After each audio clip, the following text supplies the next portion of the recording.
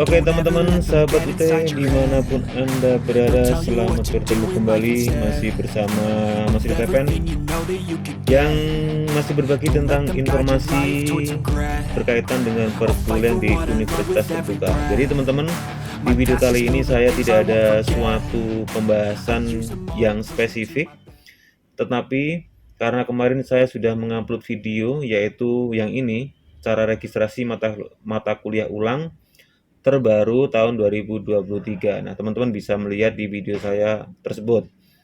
Dan hari ini saya ingin menjawab pertanyaan-pertanyaan yang muncul di kolom komentar YouTube saya tersebut. Saya jawab dari urutan dari nomor yang paling atas dulu ya, biar kita lebih terurut. Yang pertama adalah, Kak, bagaimana mengulang matkul berpraktek? Apakah ada tutonnya juga karena dulu tuh web?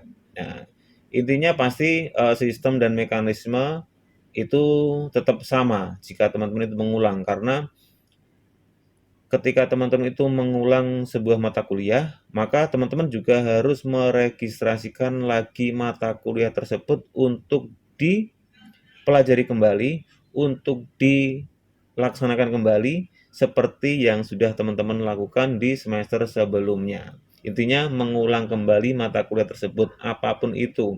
Dan sistemnya di dalamnya berarti nanti juga mengikuti, dan kemungkinan besar memang juga sama karena mata kuliah berpraktek itu biasanya memang ada webnya. Nah, seperti itu teman-teman. Untuk Kak Ika Sari sudah terjawab ya. Kemudian untuk pertanyaan berikutnya yaitu dari Kak Nurdiana. Untuk billing apakah nanti jadi satu atau beda ya? Nah, yang ditanyakan ini adalah ketika kita mengulang sebuah mata kuliah, apakah nomor billingnya itu jadi satu atau beda? Jawabannya adalah bisa jadi satu, bisa berbeda. Contoh yang saya berikan di video saya, itu jadi satu karena mata kuliah yang saya ulang dan mata kuliah yang saya registrasikan itu bersamaan. Jadi bisa jadi satu billing. Tetapi teman-teman bisa berbeda billing jika memang pada saat registrasi mata kuliah antara mata kuliah ulang dan mata kuliah ongoing atau mungkin mata kuliah yang ingin dipelajari atau ditempuh di semester berikutnya, berarti teman-teman nanti nomor billingnya adalah berbeda. Nomor billing itu batasnya 9 nomor, jadi teman-teman tidak usah khawatir nomor billingnya berbeda banyak, karena ada batasnya itu sampai 9 kalau nggak salah, 9 nomor billing. Dan pembayarannya juga nanti berbeda-beda. Intinya pertanyaan ini sudah terjawab, yaitu bisa berbeda, bisa tidak, tergantung teman-teman meregistrasi mata kuliahnya berbarengan atau tidak. Kemudian Kak, itu dapat buku dari Kak Nati ya, itu dapat buku lagi nggak Kak? Atau bisa tambah beli bukunya lagi? Nah teman-teman coba dilihat video saya dari awal sampai akhir. Di situ sudah saya jelaskan bahwa ketika kita mengulang sebuah mata kuliah, bukunya bisa dibeli, bisa tidak, karena di situ ada menu kita centang atau tidak dicentang di dalam menu itu. Maka teman-teman lihat dari awal sampai akhir biar tidak ada pertanyaan di seperti ini. Ya.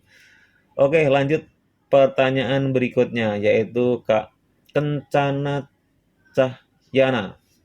Bang, yang nilai C sama D kan lulus. Apa harus diulang kah? Tidak harus diulang.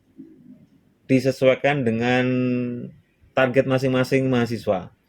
Misalnya nilai C ya, dan teman-teman itu ingin mengulang, ya tidak apa-apa, nggak masalah. Siapa tahu nanti ketika teman-teman mengulang hasilnya jadi A. Nah, ketika teman-teman nanti mengulang dan hasilnya itu misalnya awalnya C, kemudian mengulang hasilnya D, yang dipakai yang mana? Yang dipakai adalah yang terbaik, berarti tetap C. Seperti di video saya, kebetulan saya ada mata kuliah yang mengulang juga dan tidak saya sebutkan itu C apa D, intinya saya ingin mengulang saja, siapa tahu ada perbaikan lebih baik lagi dari hasilnya itu. Jika nanti pada saat saya perbaikan dan hasilnya lebih jelek, berarti yang dipakai ya yang hasil semester ini. Nah, intinya itu Kak. Jadi C sama D apakah diulang? Tidak harus, tapi teman-teman juga harus putuskan mau mengulang atau tidak, itu aja. Jadi tidak harus, teman-teman bisa ambil kesimpulan tersendiri. Kecuali E, kalau E kan statusnya tidak lulus, jadi teman-teman harus mengulang. Oke, saya lanjutkan di pertanyaan yang ini. Mas dari Basab Suang Tariti. Mas, saya ingin bertanya, mata kuliah saya banyak yang nilai E, kurang lebih 7 akibat sibuk kerja. Sekarang sudah semester 8. Ini pertanyaannya apa ya?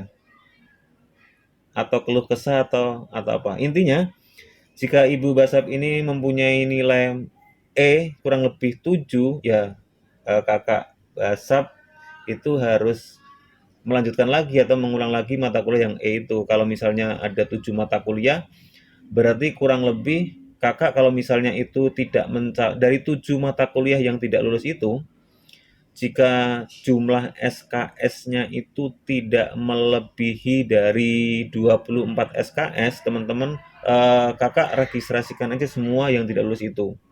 Tapi ketika dari 7 mata kuliah yang tidak lulus tersebut, totalnya jumlah SKS-nya melebihi dari 24 SKS, berarti Kakak harus membagi menjadi 2, semester ini dan semester depan. Itu karena ketentuannya adalah setiap semester itu hanya maksimal 24 SKS. Kalau 7 mata kuliah, itu biasanya memang ada yang 23 SKS, ada mungkin lebih, tergantung setiap mata kuliahnya itu SK-nya berapa. Kan SKS di setiap mata kuliah itu ada yang 2, ada yang 3, ada yang 4. Nah, teman tinggal Kakak Basab Suang Tariti ini dihitung saja. Dari 7 mata kuliah tersebut itu jumlahnya totalnya itu 24 SKS tidak. Kalau 24 SKS atau kurang, registrasikan semua, Kak. Kemudian untuk halo Kak, izin bertanya apakah ujian online SUO sudah tidak ada lagi? Jika yang dimaksud ini adalah SUO seperti 2 tahun yang lalu, itu memang tidak ada Kak. Kalau 2 tahun yang lalu, kalau misalnya ya 2 tahun yang lalu itu kan mata kuliah kita itu yang tidak lulus itu kita registrasikan dan kita ujiankan. Intinya kita meregistrasikan mata kuliah yang tidak lulus tersebut menjadi ujian online. Nah, untuk sekarang mata kuliah yang ulang tersebut itu kita wajib meregistrasikan kembali seperti mata kuliah yang belum kita tempuh. Nah, nanti apakah nanti ujiannya itu bentuknya apa, yaitu belum tahu. Itu nanti kebijakan dari UT, apakah ujian online atau mungkin THL atau mungkin tatap muka ataupun apapun, nanti itu pihak UT yang menentukan. Kita tidak bisa menentukan.